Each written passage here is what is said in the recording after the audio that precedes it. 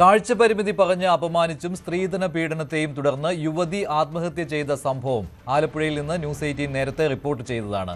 അന്ധരായ രക്ഷിതാക്കളുടെ പ്രതിഷേധം ഈ വിഷയത്തിൽ ഇപ്പോൾ നടക്കുകയാണ്. പോലീസിന്റെ ഭാഗത്തുനിന്ന് ഒരു നടപടിയും ഉണ്ടാകാത്തതിലാണ് ഈ പ്രതിഷേധം. ആലപ്പുഴ ജില്ലാ പോലീസ് ആസ്ഥാനത്തിന് മുന്നിൽ നടക്കുന്ന പ്രതിഷേധത്തിൽ കാഴ്ച പരിമിതിയുള്ള 50-ലധികം പേർ പങ്കെടുക്കുന്നുമുണ്ട്. ശരണ്യ സ്നേഹജൻ ചേരുന്നു കൂടുതൽ വിവരങ്ങളുമായി. ശരണ്യ, പോലീസ് ഇക്കാര്യത്തിൽ എന്തുകൊണ്ടാണ് ഒരു നടപടിയും എടുക്കാത്തത്? എന്താണ് ഇപ്പോൾ പ്രതിഷേധത്തിൽ പങ്കെടുക്കുന്ന രക്ഷിതാക്കളുടെയും അതുപോലെ തന്നെ പിന്തുണയുമായി എത്തിയിരിക്കുന്ന കാഴ്ച പരിമിതിയുള്ളവരുടെയും ആവശ്യം? ഐക്യരാഷ്ട്ര സംഘടന തയ്യാറായി. അങ്ങനെ ഐക്യരാഷ്ട്ര സംഘടന മഞ്ജുഷ, വളരെ വ്യത്യസ്തമായ ഒരു സമരം, വളരെ നമുക്ക് സങ്കടം തോന്നുന്ന ഒരു സമരമാണ് ആലപ്പുഴ ജില്ലാ പോലീസ് ആസ്ഥാനത്ത് ഇപ്പോൾ നടക്കുന്നത് എന്നുള്ളതാണ്. അതിൽ തന്നെ നമുക്ക് ഈ ദൃശ്യങ്ങൾ കാണുന്നത്, നമ്മൾ നേരത്തെ തന്നെ പറഞ്ഞ ഒരു സംഭവം ഉണ്ടായിരുന്നു. അതായത് ആലപ്പുഴ കലവൂരിൽ കാഴ്ചാ പരിമിതിയുള്ള രക്ഷകർത്താക്കൾക്ക് കാഴ്ചാ പരിമിതി ഉണ്ട് എന്ന കാരണത്താൽ മകൾ നിരന്തരം ഭർത്തൃവീട്ടിൽ അപമാനത്തിനിരയാവുകയും ഒടുവിൽ അത് സ്ത്രീധന പീഡനത്തിലേക്ക് വരെ എത്തി 27-കാരി ആത്മഹത്യ ചെയ്ത സംഭവം ഉണ്ടായിരുന്നു. ആ സംഭവവുമായി ബന്ധപ്പെട്ട് ഉണ്ടായ വിഷയങ്ങൾ, അതായത് സെപ്റ്റംബറിലാണ് ആ പെൺകുട്ടി ആത്മഹത്യ ചെയ്യുന്നത്. അതിനുശേഷം പിന്നീട് രേഷ്മയുടെ കേസുമായി ബന്ധപ്പെട്ട് അവിടെ നോർത്ത് പോലീസ് സ്ത്രീധന പീഡനത്തിന് കേസ് രജിസ്റ്റർ ചെയ്തിരുന്നു. ആലപ്പുഴ ഡിവൈഎസ്പിക്ക് അന്വേഷണ ചുമതല കൈമാറുകയും ചെയ്തു. ഈ സെപ്റ്റംബറിന് ശേഷം ഇത്രയും മാസങ്ങൾ പിന്നിട്ടിട്ടും ഈ പ്രതികൾ ഒളിവിലാണ് എന്നുള്ളതാണ്. അതായത് രേഷ്മയുടെ ഭർത്താവ് ഡിബിൻ, ഒപ്പം തന്നെ ദിലീപ് എന്ന ഭർത്തൃപിതാവ് എന്നിവർക്കെതിരെയാണ് പോലീസ് കേസെടുത്തത്. ആ കേസെടുത്ത ശേഷം പ്രതികൾ ഒളിവിലാണ് എന്നുള്ള ന്യായം പറഞ്ഞുകൊണ്ട് ഇത്രയും മാസം പിന്നിട്ടിട്ടും ഈ രക്ഷകർത്താക്കൾക്ക് നീതി കിട്ടിയിട്ടില്ല എന്നുള്ളതാണ് ഏറ്റവും സങ്കടകരമായ അവസ്ഥ. നമ്മൾ ദൃശ്യങ്ങൾ കാണുന്നത് കാഴ്ചാ പരിമിതിയുള്ള മനുഷ്യർ ഇവർക്ക് വേണ്ടി ഇവിടെ സമരം ചെയ്യാനായി എത്തിയിരിക്കുന്നതാണ്.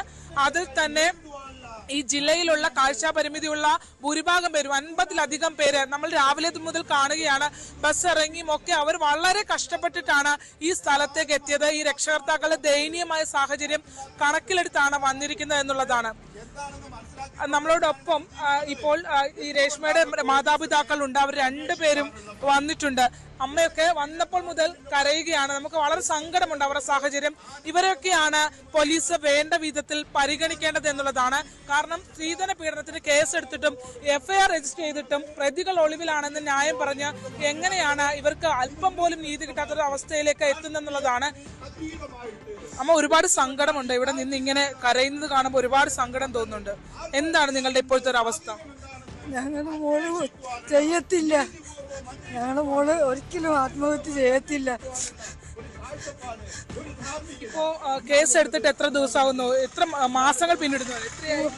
ഒരുപാട് രണ്ട് മാസമാകാൻ പോകുന്നു. 4 ദിവസം കൂടിയായ 2 മാസമായി. ഈ മകൾ കൃത്യമായ ഒരു സ്ത്രീധന പീഡനവും ഒപ്പം തന്നെ ഈ മരണപ്പെടുന്നതിന് തലേ ദിവസം വീട്ടിൽ ആക്രമിക്കപ്പെട്ടുവെന്നും ചെറിയ കുട്ടിയല്ലേ, 3 വയസ്സുള്ള ചെറിയ കുഞ്ഞുൾപ്പെടെ വ്യക്തമാക്കിയിരുന്നു അല്ലേ? അതായത് മരണപ്പെട്ടതിന്റെ 2 ദിവസത്തിന് ശേഷം മോള് വീട്ടിൽ ഭജനയ്ക്ക് വന്ന സമയത്ത് അച്ഛൻ അമ്മയുടെ ഫോണ് എറിഞ്ഞു പൊട്ടിച്ചു, അമ്മയെ തല്ലിയെന്നും ഒക്കെ കൃത്യമായി 3 വയസ്സുള്ള പെൺകുട്ടിയാണ് മൊഴി തന്നിട്ടുള്ളത്. ഇത് അതിനുപരി നമ്മള് സെപ്റ്റംബർ 17-ാം തീയതി FIR ഇട്ട് രജിസ്റ്റർ ചെയ്തിട്ടുള്ള കേസിൻ പ്രകാരം ഇതുവരെ ഈ നാളിതുവരെ 56 ദിവസമായിട്ട് പോലും നമ്മുടെ പോലീസ് ഉന്നത അധികാരികൾക്ക് നമ്മളുടെ നീതി ലഭിക്കുന്നതിന് വേണ്ടി കുറ്റക്കാരായിട്ടുള്ളവരെ ശിക്ഷിക്കാനുള്ള ഒരു നിയമപരമായ നടപടി അവർക്ക് എടുക്കാൻ സാധിച്ചിട്ടില്ലെന്നുള്ളത് ഏറ്റവും സങ്കടകരമായ കാര്യമാണ്. പോലീസുകാരെ നമ്മൾ ബഹുമാനിക്കുന്നു. നോർത്ത് പോലീസാണ് ആദ്യം കേസെടുക്കുന്നത്, പിന്നീട് ഡിവൈഎസ്പിക്ക് അന്വേഷണം കൈമാറി അല്ലേ? നോർത്ത് പോലീസ് FIR ഇട്ട് കേസെടുത്തു. അസ്വാഭാവികത കണക്കിലെടുത്തുകൊണ്ട് സ്പെഷ്യൽ ബ്രാഞ്ച് DYSP ആണ് കേസെടുത്ത് അവരെ മുൻകൂർ ജാമ്യത്തിലൊക്കെ പോയി മുൻകൂർ ജാമ്യത്തിന് ഒബ്ജക്ഷൻ ചെയ്തു.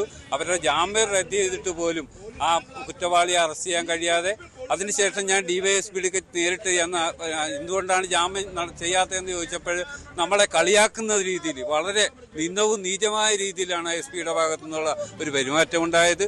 കാരണം FIR വെയിൽ ആപ്ലിക്കേഷൻ റദ്ദ് ചെയ്ത് 30-ാം തീയതി റദ്ദ് ചെയ്തു. അതിനുശേഷം ഈ 19-ാം തീയതി അവർ ഹൈക്കോടതി ജാമ്യത്തിൽ വീണ്ടും പോയിരിക്കുകയാണ്. ആ സാഹചര്യത്തിൽ പോലും നമ്മുടെ പോലീസ് ഡിപ്പാർട്ട്മെന്റിന് യഥാർത്ഥ കുറ്റവാളികളെ അറസ്റ്റ് ചെയ്യാനോ കർശനമായ നടപടിയെടുത്ത് ഞങ്ങൾക്ക് നീതി നടപ്പാക്കാനും ഈ സർക്കാരിനും പോലീസിനും കഴിഞ്ഞിട്ടില്ല എന്നുള്ളത് ഏറ്റവും ദയനീയമായിട്ടുള്ളൊരു അവസ്ഥയാണ്. പ്രത്യേകിച്ച് നിങ്ങൾ ചാനലുകാർ എത്ര തവണ റിപ്പോർട്ട് ചെയ്തതാണ്. നമ്മൾക്ക് ഈ വഴിയെ പോകുന്ന ഒരു പട്ടിക്കുഞ്ഞിനെ വണ്ടി ഇടിച്ചാൽ പോലും അതിന് കേസെടുത്ത് ചാർജ് ചെയ്ത് നിയമം നടപ്പാക്കുന്ന പോലീസുകാർക്ക് ഞങ്ങളുടെ നീതി, വികലാംഗരായ കാഴ്ചപരിമിതരായ ഞങ്ങൾക്ക് വേണ്ടിയുള്ള നീതിക്ക് പോലും അവർക്ക് കഴിഞ്ഞില്ലെന്നുള്ളത് വളരെ ദയനീയമായ ഒരു അവസ്ഥയാണ് മാഡം. അമ്മ, ഇനിയുള്ള ദിവസങ്ങൾ ഇപ്പോൾ നിലവിൽ നിങ്ങൾ രണ്ടുപേർ ഇവിടം വരെ എത്തിയത് തന്നെ വളരെയധികം ബുദ്ധിമുട്ടുകൾ സഹിച്ചാണ് നമുക്കറിയാം. അപ്പോൾ എന്താണ് പോലീസിന്റെ ഭാഗത്തുനിന്ന് ഒരു മറുപടി നിങ്ങൾക്ക് ലഭ്യമാകുന്നില്ലേ? ഞങ്ങൾക്ക് ഒരു നീതിയും കിട്ടിയിട്ടില്ല. ഞങ്ങളുടെ മോളുടെ മരണത്തിന് ഉത്തരവാദിയാളി ആയവരെ അറസ്റ്റ് ചെയ്തിട്ട് പോലുമില്ല. എന്തൊക്കെയായിരുന്നു ആ പെൺകുട്ടി ആ വീട്ടിൽ നേരിട്ട കാര്യങ്ങൾ? സ്വർണത്തിനെതിരെയും ഞങ്ങളുടെ കാഴ്ച പരിമിതിയെയും പറഞ്ഞ് ഒരുപാട് എൻ്റെ മോളെ വേദനിപ്പിച്ചിട്ടുണ്ട്. അമ്മയുടെ കാഴ്ചയില്ലായ്മയും അച്ഛന്റെ കാഴ്ചയില്ലായ്മയും പറഞ്ഞു ആ കുട്ടി അപമാനിക്കുന്നു. അങ്ങനെ ഒരു കാര്യം ഉണ്ടായിരുന്നു. കണ്ണുമുട്ടിയുടെ മോളെ കണ്ണുമുട്ടിന്റെ മോളെ എന്നും പറഞ്ഞ് എൻ്റെ മോളെ അപ്പോഴും പറഞ്ഞിട്ടുണ്ട്, അത് ദൈവം തന്നതല്ലേ എന്ന് എൻ്റെ മോൾ ചോദിച്ചിട്ടുമുണ്ട്. അതാണ് മഞ്ജുഷ് അവരുടെ ഒരു അവസ്ഥ. അതായത് ഇവരുടെ മകൾ ഈ രേഷ്മ ആത്മഹത്യ ചെയ്യുന്ന ഡിഗ്രി വിദ്യാഭ്യാസം വരെ ഈ രണ്ട് രക്ഷകർത്താക്കളും ഇവരുടെ എല്ലാ പരിമിതികളും വെച്ച് ആ രണ്ട് പെൺമക്കളായിരുന്നു. രണ്ട് പെൺകുഞ്ഞുങ്ങളെയും അവർ പഠിപ്പിച്ചു, വിവാഹിതരാക്കി വിട്ടു. പക്ഷെ പിന്നീട് ആ പെൺകുട്ടി നേരിടേണ്ടി വന്നത് വളരെ മോശം ഒരവസ്ഥയിലൂടെയാണ് കടന്നുപോയത്. സ്വന്തമായി ഉണ്ടായിരുന്ന ജോലി ഉപേക്ഷിക്കേണ്ട അവസ്ഥ വന്നു. ഭർത്തൃ വീട്ടിൽ തുടരുന്ന ഒരു സാഹചര്യം ഉണ്ടായി. അതിൽ ഏറ്റവും സങ്കടകരമെന്ന് തോന്നുന്നത് അമ്മ നേരത്തെ സൂചിപ്പിച്ചത് പോലെ തന്നെ കണ്ണുപൊട്ടിയുടെ മകൾ എന്ന് വിളിച്ചുകൊണ്ട് ആക്ഷേപിക്കുന്ന ഒരു അവസ്ഥ എത്തിച്ചു എന്നുള്ളതാണ്. എന്തായാലും ധാരാളം ആളുകൾ ഇവിടെ ഇത്തരത്തിൽ കാഴ്ച പരിമിതിയുള്ള ആളുകൾ ഇവിടേക്ക് എത്തിയിട്ടുണ്ട്. ഇവർക്ക് പിന്തുണ അറിയിച്ചുകൊണ്ട് അതെ നിങ്ങളുടെ സംഘടനയുടെ ആളുകൾ കേരള ഫെഡറേഷൻ ഓഫ് ദി ബ്ലൈൻഡിന്റെ ആലപ്പുഴ ജില്ലാ യൂണിറ്റിന്റെ ആഭിമുഖ്യത്തിലാണ് ഈ ദുരൂഹ സാഹചര്യത്തിലുള്ള ഈ മരണത്തെ തുടർന്ന് പ്രതിഷേധ ധർണയും ആയിട്ട് ആദ്യത്തെ സ്റ്റെപ്പായിട്ട് ഇവിടെ വന്നിട്ടുണ്ട്. ആദ്യം എസ് പിക്ക് പരാതി കൊടുത്തിരുന്നു. അതുപോലെ മുഖ്യമന്ത്രി എസ് പിക്ക് പരാതി കൊടുത്തിട്ട് നാളെ ഇതേവരെ അതിനെക്കുറിച്ച് ഒരു നടപടിയൊന്നും ഉണ്ടാകാത്ത സാഹചര്യത്തിലാണ് ആലപ്പുഴ ജില്ലാ കമ്മിറ്റി, പിന്നെ ജില്ലാ പ്രസിഡന്റ് ആർ ശശിധരൻപിള്ള, അതുപോലെ ജില്ലാ സെക്രട്ടറി മനു, KAPയുടെ സംസ്ഥാന വൈസ് പ്രസിഡന്റ് ലാൽജിത്ത്, അതുപോലെ ജയരാജ്, രാധാകൃഷ്ണൻ, അതുപോലുള്ള ആളുകൾ, അതുപോലെ നമ്മുടെ സഹോദരങ്ങളായിട്ടുള്ള കാഴ്ച പരിമിതരായിട്ടുള്ള അംഗങ്ങളാണ് നമ്മുടെ നീതി ലഭിക്കുന്നതിന് വേണ്ടി അതിൻ്റെ ഫസ്റ്റ് സ്റ്റെപ്പായിട്ട് ഈ പ്രക്ഷോഭ പരിപാടിയുടെ ഭാഗമായി നമ്മളെ SP ഓഫീസിൽ നിന്ന് അന്വേഷണം ഒരു വഴിയിലും എത്താത്ത ഘട്ടമാണ്. കാരണം ആദ്യത്തെ ജാമ്യം റദ്ദ് ചെയ്തു, നമ്മൾ ഒബ്ജക്ഷൻ കൊടുത്തു, കോടതിയിൽ വാദിച്ചാണ് റദ്ദ് ചെയ്തത്. അതിനുശേഷം കഴിഞ്ഞ 30-ാം തീയതി റദ്ദ് ചെയ്തതാണ്. അതിനുശേഷം അവരെ അറസ്റ്റ് ചെയ്യാത്ത കാര്യം ചോദിക്കുമ്പോൾ DYSPയുടെ ഭാഗത്തുനിന്ന് വന്ന മറുപടി വളരെ മോശമായിട്ടുള്ളതാണ്. എന്തായിരുന്നു? അതായത് ഞാൻ ചെന്ന് ചോദിച്ചു, സാറേ എന്നെ പോലെ 30-ാം തീയതി വെയിൽ ആപ്ലിക്കേഷൻ റദ്ദ് ചെയ്തു, എന്തുകൊണ്ട് പിന്നെ തുടർ നടപടി എന്താണ് അതിൻ്റെ ഘട്ടമെന്ന് ചോദിച്ചോ, പറഞ്ഞ് അറസ്റ്റ് ചെയ്യും. ഞാൻ ചോദിച്ചാൽ അവരുടെ ജാമ്യം റദ്ദ് ചെയ്തോ? ഞാൻ പറഞ്ഞു ജാമ്യം റദ്ദ് ചെയ്യുന്നതിൻ്റെ ആദ്യം ഇൻറ്റിമേഷൻ കിട്ടുന്ന സ്റ്റേഷനിലല്ലേ ഇവിടുത്തെ ഡ്യൂട്ടിക്കാർ പോലീസുകാരല്ലേ കോടതിയിലുള്ളത്. അപ്പോൾ എന്തുകൊണ്ടാണ് സാറേ അങ്ങനെ നമ്മളെ ഒരുമാതിരി ആസാക്കുന്ന രീതിയിലൊരു വർത്താനമെന്ന് പറഞ്ഞു. അപ്പോൾ പറഞ്ഞു അത് ജാമ്യം അവർക്ക് കിട്ടിയത് ഞാൻ അറിഞ്ഞിട്ടില്ല. അങ്ങനെ ഉണ്ടെങ്കിൽ നോർത്ത് പോലീസ് സ്റ്റേഷനിൽ ആലോചിച്ചിട്ട് നമുക്ക് അറസ്റ്റ് ചെയ്യാനുള്ള പരിപാടികളൊക്കെ തുടങ്ങാം എന്നുള്ള രീതി, നമ്മളെ വെറും കളിയാക്കുന്ന രീതി. അതേ രീതി നിങ്ങൾ തന്നെ അച്ഛനും അമ്മയും തന്നെയായിരുന്നു അവിടെ ചെന്ന് സംസാരിച്ചു. അതിനുശേഷം ഇപ്പൊ അവര് രണ്ടാമത് ഹൈക്കോടതിയിൽ മുൻകൂർ ജാമ്യത്തിന് പോയിട്ടുണ്ട്. അതിന്റെ ആ ജാമ്യത്തിന്റെ ഭാഗമായി വക്കാലത്ത് ഒപ്പിട്ട് നമ്മുടെ ഇൻക്വസ്റ്റ് തയ്യാറാക്കുന്ന അതിന്റെ കോപ്പി മേടിക്കാൻ ചെന്നപ്പോൾ പോലും വളരെ മോശവും നിന്ദ്യമായ രീതിയിൽ.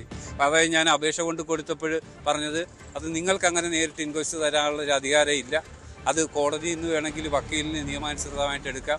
പക്ഷേ വിവരാവകാശ നിയമം അനുസരിച്ച് എൻ്റെ മോളുടെ മരണത്തിന്റെ ഇൻക്വസ്റ്റ് തയ്യാറാക്കിയത് മേടിക്കണമെങ്കിൽ വക്കീലിന്റെ ആവശ്യമില്ല. ഞാനൊരു അപേക്ഷ കൊടുക്കും. തുടർ സമരങ്ങൾ ഇത് സൂചനയായിട്ടുള്ളൊരു സമരമാണ് കേരള ഫെഡറേഷൻ ഓഫ് ദി ബ്ലൈൻഡിന്റെ ആഭിമുഖ്യത്തിൽ ആലപ്പുഴയിൽ നടക്കുന്നത്. അപ്പോൾ ഇതിന്റെ നമുക്ക് നീതി നടപ്പാകുന്നില്ല എന്നുണ്ടെങ്കിൽ സംഘടനയായി ആലോചിച്ച് സംഘടനയുടെ ശക്തമായ സമര പരിപാടികളും മറ്റ് തലങ്ങളിലേക്കെല്ലാം ഞങ്ങൾ പോകാനായിട്ട് തയ്യാറാകേണ്ടി വരും. ഞങ്ങൾക്ക് നീതി ലഭിക്കുന്നതിന് കുറ്റക്കാരായിട്ടുള്ള ഈ മൂവരെയും അറസ്റ്റ് ചെയ്യുന്നതിനുള്ള നടപടി നമ്മുടെ SP ഭാഗത്തു നിന്നായാലും ഡിവൈഎസ്പിയുടെ ഭാഗത്തു നിന്നായാലും ഉണ്ടാകണം. അത് അടിയന്തരമായിട്ട് നടപ്പാക്കണമെന്നാണ് ഞങ്ങളുടെ അഭ്യർത്ഥന. അതാണ് അവര് പറയുന്നത്. അതായത് ഇത്തരത്തിലൊരു സമരവുമായി ബന്ധപ്പെട്ട് ഇപ്പോൾ ഇവരുടെ സംഘടനകളൊക്കെ രംഗത്ത് വന്നിട്ടുണ്ട്. അങ്ങനെ ഒരു സമരമായിട്ടാണ് ഇപ്പോൾ ഈ രക്ഷകർത്താക്കൾ എത്തിയിട്ടുള്ളത്. വളരെ ദയനീയമായ ഒരു സാഹചര്യത്തിലൂടെയാണ് ഇവർ കടന്നു പോയിക്കൊണ്ടിരിക്കുന്നത്. സ്വന്തം മകളുടെ ദുരൂഹ മരണം, ഭർത്താവിന്റെ വീട്ടിലെ ദുരൂഹ മരണം അന്വേഷിക്കണം എന്നുള്ള ആവശ്യമാണ് കാഴ്ച പരിമിതരായ ഈ രക്ഷിതാക്കൾ ഉന്നയിക്കുന്നത്. അതുപോലും കേൾക്കാൻ പോലീസ് തയ്യാറാകുന്നില്ല. ഇതേ തുടർന്നാണ് ആലപ്പുഴ SP ഓഫീസിന് മുന്നിൽ ഇങ്ങനെയൊരു സമരം സംഘടിപ്പിക്കേണ്ട ഗതികേടിലേക്ക് അവർ എത്തിയത്.